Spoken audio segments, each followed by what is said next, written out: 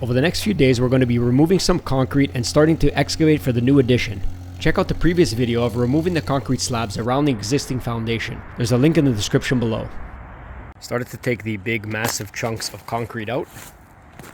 As you can see, they are quite big. We're just going to keep going with it.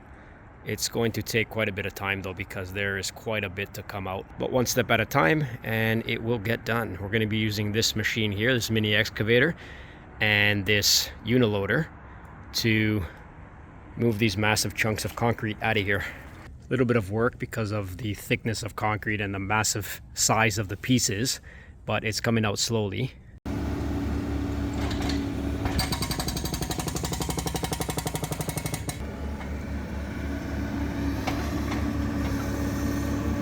Found this surprise foundation wall that was holding up the slab on grade, and we're not sure exactly why it was needed, because a slab on grade usually just sits on the grade and that's it. But this foundation wall here, which looks to be about 3 to 4, even 5 feet deep at some spots, doesn't seem to be necessary, but I'm sure there was a reason for it when the previous person built it. But now it has to all come out, and it's just going to give us a little bit more work. In order to remove the wall, we had to rent one of these excavators with a jackhammer attached. After a few days and many upset neighbors because of the sound, that foundation wall that was extra is now removed.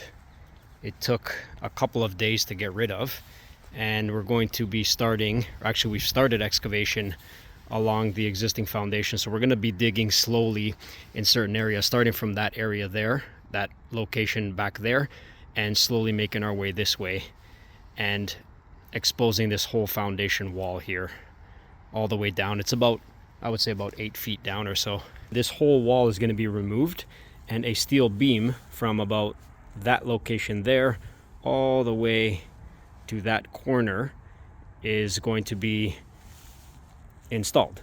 This wall right here is going to be taken out completely, so that in the basement we're going to have a completely open concept from the existing basement to the new basement, which is going to be in this area here. Before we start the excavation, we're just going to remove the last pieces of concrete, clear out the area, and get started. But first we have to do the survey work. The surveyor came this morning and staked out the excavation, and we started to work on it now. These markers indicate the offset and depth where the machines have to start digging.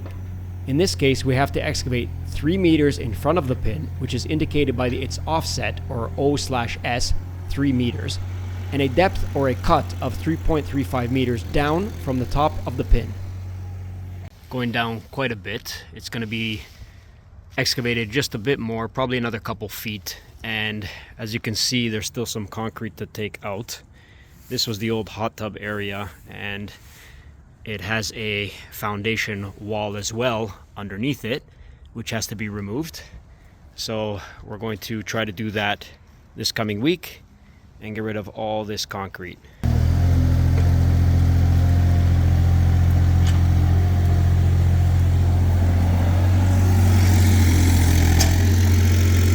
In order to continue with the excavation work, we have to remove that central concrete wall, as I mentioned before. To do that, we're using that concrete jackhammer on the excavator and removing all the concrete pieces. Then we can continue with the excavation.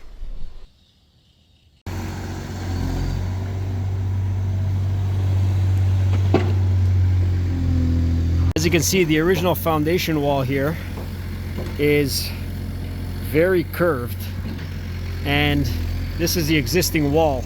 We decided to leave it in, and it's not going to really affect anything because there's going to be another foundation here like this as a kind of a bump out in the final house design.